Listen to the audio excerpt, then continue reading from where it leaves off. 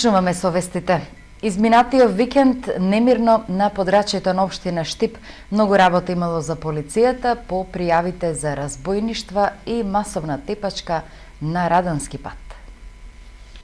Речиси 25 минути се тепале во близина на продавницата на Радански пат пред да пристигне полицијата околу 22 часот. Тројца штипјани, синоќа, крвнички си размениле тупаници, а заиграла и метелна шипка. По дебелиот крај во тепачката во која учествувале тројца штипјани на возраст од 25, 30 и 45 години го извлекол најмладиот, од нив кој завршил на хирургија. Според полицијата причина за тепачката е вербалната расправија која излегла од контрола. Сега хоспитализираниот во болница, 25 годишниот напаѓач ја земал металната шипка и замавнал кон останатите двајца учесници, нанесувајќи им повреди. Од полициската станица во Штип по комплетирање на случајот најавија пријави против учесниците во тепачката. Претходната вечер уличен разбојник на улицата Радански пат ограбил 19 годишната ринчанка. Додека разговарала по телефон, непознат сторител задна ја удрил со раката по глава, при што паднала на земја. На брзина и го украл телефонот и златната обетка од увото и се дал во бегство. Последниот викенд ЦВР Штип регистрира уште едно разбојништво, трето за последниве 10 дена. 31 годишен штипјанец се обидел да ги ограби сопствените баба и дедо. Откако го скршил стаклото, влегол во нивната куќа, ги разбудил и почнал да ја бара пари. За да не го препознаат, го покрил лицето со крпа, но го препознала бабата која во насилникот што ја барал пари го препознала нејзиниот внук. Истиот во два наврати се спротиставил, удирајќи ја по главата, и кога паднала на земја, побегнал оттаму без да земе нешто од куќата.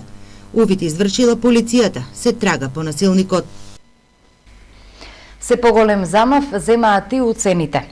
Тетовската полиција осомничи тројца осуденици во Штипскиот затвор за кои се сомнева дека сториле кривично дело измама и помагање.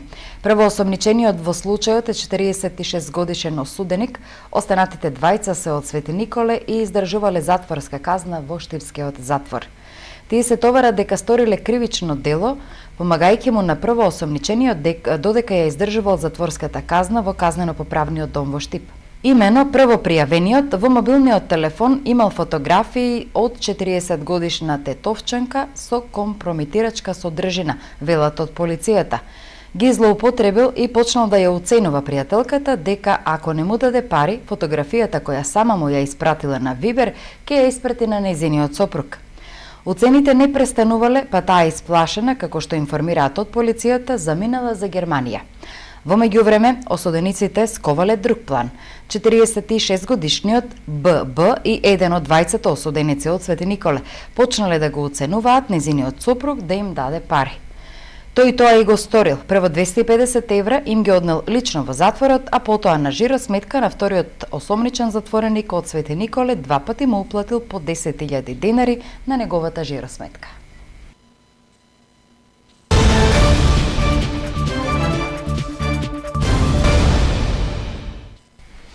За другите актуалности, Бугарија и Македонија ќе го формираат првиот здравствен кластер во регионот.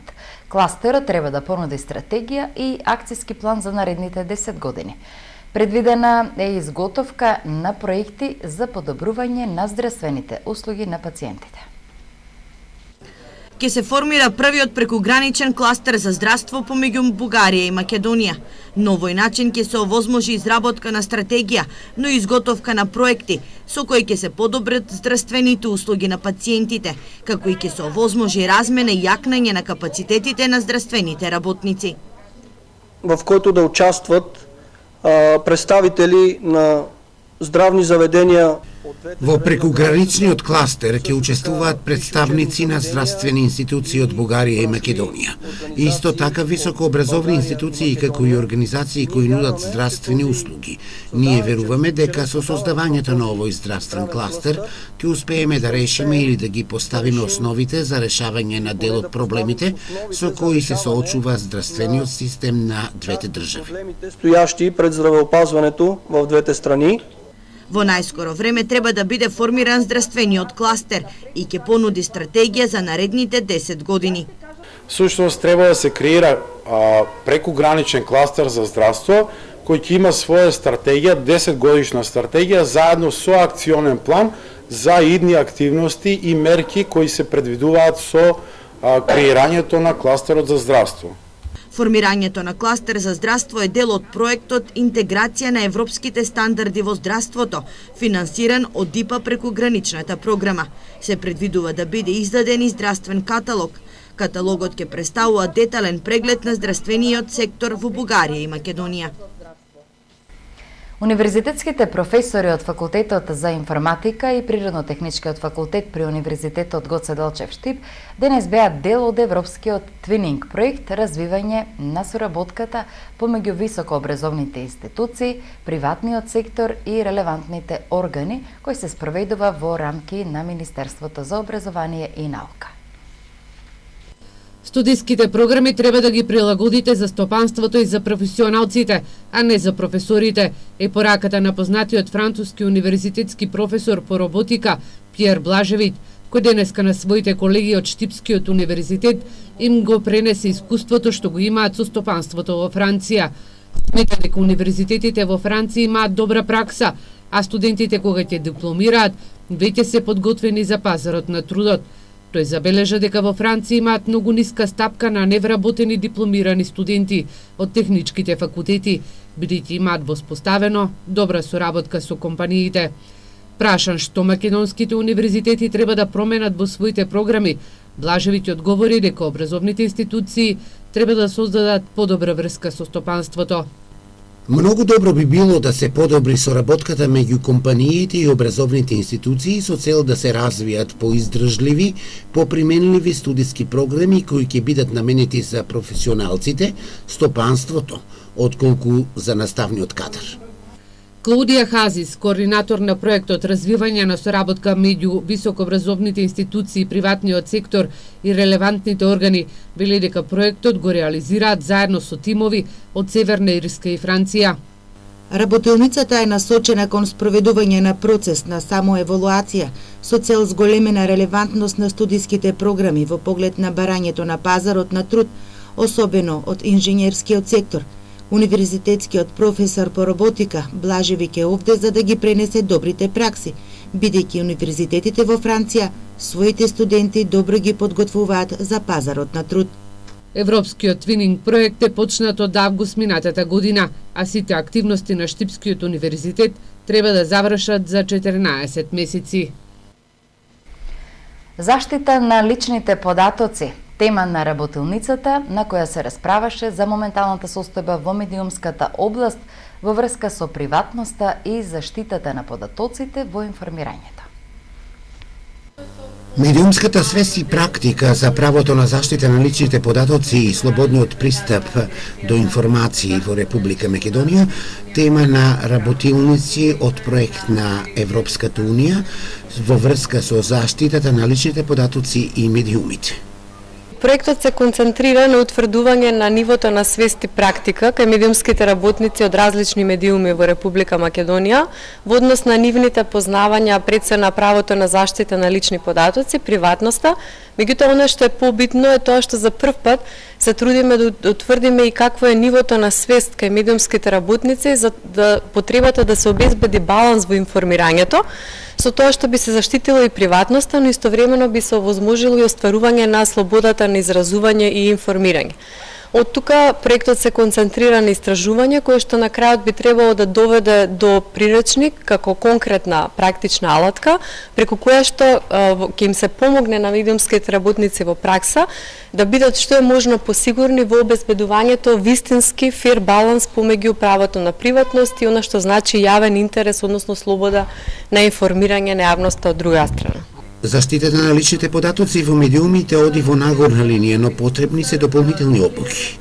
Резултатите од истражувањето и прашалникот говорат дека постои нагорен тренд во однос на свеста и практиката на медиумските работници, што е резултат секако и на досегашните кампањи и активности преземени од страна на надлежната дирекција за заштита на лични податоци, но сепак она што треба понатаму да се унапредува е тоа дека медиумските работници сами ја утврдија потребата од дополнителни обуки, особено за она што го кажав на почетокот за обезбедувањето вистински баланс помеѓу приватноста и јавниот интерес, бидејќи се покажа како најголем проблем кога медиумските работници, особено оние, да речеме фоторепортирите, камерманите, уредниците, кои што секојдневно доаѓаат во контакт со многу информации, многу лични податоци од кои што некои се чувствителни, во пракса им е многу тешко да утврдат каде е границата помеѓу она што значи приватност и јавен интерес. Ово особено се однесува на познатите личности, на политичарите, на носителите на јавни функции, па од тука понатаму, значи она на кое што треба да се концентрираме се токму работилници и обуки за вистински баланс помеѓу приватноста и јавниот интерес. Медиумите најчесто прават грешки при анонимноста на соговорниците. Најчесто станува збор за несвесни грешки, грешки кои што потекнуваат од при објава на одредена информација да не се изврши анонимизација на податоците за лицето или лицата за кои што се објавува информацијата и при тоа целта, нашето видување барем такво во Дирекцијата за заштита на лични податоци може да се постигне и доколку се изврши анонимизација на лични податоци. Например, со замаглување на лице на малолетник или пак ако станува збор за пише медиум со употребување на иницијали наместо користење на целосно име и презиме, адресни податоци, матичен број и слично. Во Законот за заштита на податоци предвидени се и глоби за непочитувањето на она што значи заштита на личните податоци и медиумите. Постојат прекршочни одредби во Законот за заштита на лични податоци во кои што доколку станува збор за злоупотреба на личен податок, кој што е утврдена во транспарентна постапка и доколку навистина е сторена повреда на Законот за заштита на лични податоци, во тој случај инспекторите од Дирекцијата за заштита на лични податоци поднесуваат барање до нашата прекршочна комисија во рамки на Дирекцијата за заштита на лични податоци, која што одлучува дали во конкретниот случај е сторен прекршок и доколку утврди дека е сторен прекршок се изречува глоба или пак опомена зависност од видот на повредата. Во рамки на проектот предвидени се 3 работилници за заштита на личните податоци и медиумите кои ќе се реализираат во Штип, во Битола и во Скопје. Ефикасен систем на заштита од трговијата со луѓе. Локалната комисија за борба против различните облици во која се јавува оваа негативна појава во заедницата ги утврди приоритетите за работа од 2-годишниот акционен план. Едукацијата е во прв план, а потоа и јакнење на капацитетите помеѓу општина Штип, институциите и невладиниот сектор. Трговијата со луѓе не ги заобиколува ниту децата како ранлива категорија. Децата на улица и питачењето е една од формите на експлоатација. Нивниот труд се злоупотребува од родителите и блиски роднини. Со подобрувањето на времето се очекува нивно поголемо присуство, но иако во Штип питачењето не е во изразена форма, локалната комисија за борба против трговијата со луѓе ќе ја евидентира како негативна појава во оперативниот годишен и 2-годишен акционен план и ќе работи на нејзино сузбивање. Како негативна појава во нашата општина можеме да кажеме дека постои питачењето, иако не во голем облик, меѓутоа сепак постојат деца кои што се на улица и кои што питачат. Не мора секогаш тие да бидат жртви на трговија со луѓе, можеби понекогаш се принудени да го прават тоа поттикнати и натерани од нивните родители или најблиски во околината, така што потребна е секако координација меѓу институциите кои што заеднички ќе работат на ова поле и кои што ќе го решаваат проблемот. Превенцијата е клучна алатка за борба против различните облици во кои може да се јави трговијата со луѓе. Од тука локалната комисија најавува засилени кампањи за едукација на граѓаните, посебно на децата како целна група и лесна мета на трговците во синџирот на трговија со луѓе. Надлежностите се во училиштата, каде што ние ќе делуваме, ќе организираме трибини, предавања со кои што децата и наставниот кадар ќе се едуцираат во однос на тоа како да ја препознаат трговијата со луѓе и како да се заштитат од тоа. Секако тука спаѓаат и другите институции кои што се вклучени во оваа комисија и таму можеме да одржиме трибини, планираме тоа да го направиме. Жените и децата се најчесто жртви на трговија со луѓе. Кај жените најчесто е застапена сексуалната експлоатација, принудната работа, слугувањето, дури и робството. Кај мажите најизразена е принудната работа со одземањето на пасошите без можност да ја напуштат државата. Покрај тоа што може да бидат злоупотребувани, децата се и жртви на трговија со човечки органи, покажува праксата на надлежните институции вклучени во борбата против трговијата со луѓе и нелегалната миграција. Јакнењето на капацитетите на соработка меѓу институциите и граѓанскиот сектор во делот на заедничкото делување и воспоставувањето на ефикасен систем на заштита се приоритетите за борба против овој вид на криминал. делеле флаери за протест, а лепеле и плакати со навредливи пореки. Штипската полиција ноќеска околу 2 часот по полнок на улицата Сутјеска во Штип ги затекнала лицата со иницијали ФМ и ДВ 24 и 29 години и двајцата од Штип, како лепат плакати со навредлива содржина. Кај нив биле пронајдени и 45 мали плакати со кои се повикуваат сите граѓани да излезат на мирен протест и 20 големи самолепливи плакати со навредлива содржина за лицето со иницијали ББ. Се преземаат мерки за целосно расчистување на овој случај.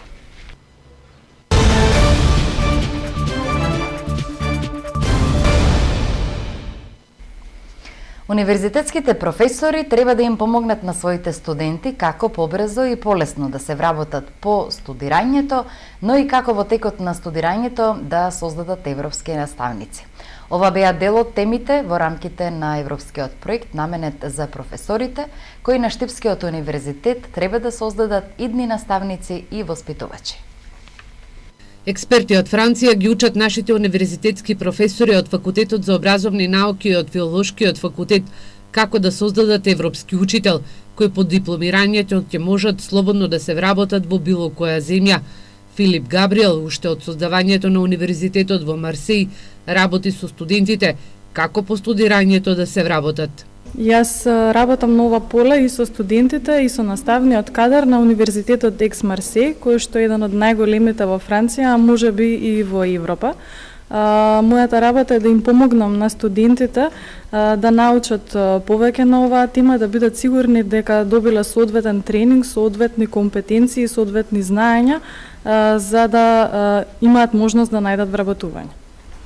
Европскиот проект има за цел да помогне на наставниот кадар на Штипскиот универзитет како да ги прилагоди студиските програми за идните воспитувачи и наставници во основните и средни училишта. Реформи имаме и ние секои 4 години на нашиот факултет ги ревидираме студиските програми и ги дизајнираме согласно европските потреби.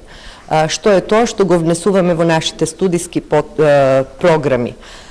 Сите трендови и потреби на модерното европско образование се обидуваме да ги задоволиме преку образование на нашите студенти во насока на создавање на европски учител. Како, например, внесуваме предмети инклузивно образование, внесуваме предмети мултиетничко и интеретничко образование, тоа се нови трендови. Петреска вели дека треба да им биде и предизвик идните наставници и воспитувачи да ги учат како да ги креираат и образовните политики на локално ниво, бидејќи процесот на децентрализација тоа им го овозможува. Се повеќе болести, но и се повеќе начини за нивно лекување. Хомеопатијата е алтернативна гранка која се очекува во наредниот период да даде огромни резултати во медицината. Иако се уште постојат несогласувања со конвенционалната медицина, досегашните лекувања дале огромни резултати. Хомеопатијата за брзо време ќе стане гранка која се очекува да донесе голем прогрес во медицината. Станува збор за алтернативна гранка за која се уште постојат неусогласености со класичната медицина. Досегашните лекувања со хемеопатија покажале врвни резултати. Хомеопатијата сигурно нема да биде една од гранките што многу брзо ќе биде воведена на секаде и призната на секаде, меѓутоа развојот и ефектите што досега се постигнуваат од ова алтернативна медицина во голем број на делови од медицината се фасцинантни и фасцинирачки, така да можеме слободно да кажеме дека можеби ќе биде една од гранките на медицината на 21. век што ќе донесе најголем прогрес во медицината. Пред студентите, но и професорите од Факултетот за медицински науки говореше Џорџ Патапатиу, еминентен професор на Меѓународната академија за класична хомеопатија од Грција. The homeopathy in India, for example, is Во Индија, например, хомеопатијата е многу популарна за разлика од конвенционалната медицина. Има академии во Русија, Америка, Индија. Милиони луѓе ја користат. Ако говориме за моето искуство, за 5 години сум имал околу 200 пациенти и во одредени случаи резултатите се одлични. Тоа е факт. Хомеопатијата дава големи резултати кај менталните заболувања, развиена од страна на германскиот доктор Самуел Ханеман, кој се обидел своите пациенти да ги лечи со силно растворени супстанции, за кои се тврди дека имаат слични ефекти како и симптомите што го предизвикале заболувањето. Во некои држави не постојат никакви законски регулативи за употреба на хемеопатија, ниту пак одредени хемеопатски третмани се покриени со државното здравствено осигурување. Се наближува најголемиот христијански празник Великден, а се случуваат и чудни нешта.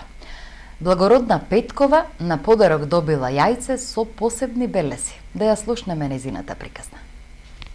Благородна Петкова пред великденските празници добила посебно јајце со одбележани знаци на него. Јајцето и го донел незиниот брат кој чува кокошки. Од каде ви е јајцето? Од Скопје брат ми го донесе, он чува кокошки. Вика, нати го вика во јајце, вика, ја го земем. И што има на јајцето, што забележувате? Па како сонце да има и крст да има на него. А кога е снесено јајцето, видели? Не сам видел. У неделата беше го донесел. И тука го донесе, викам, чекай да видиме, викам. Баш и он рече, вика, де видите, вика, дали има, вика, нешто, вика, на јајцето. Ти го вапцате ли се? Па треба да го вапцаме. Мислите дека е тоа некој убав знак? Да. Кај него тоа, он ми го даде на мене. И на Божик е роден, баш на знан ден. За Великден Благородна ќе вапсува јајца. Јајцето со посебни знаци од незиниот брат ќе биде меѓу трите први вапсани за Великден јајца.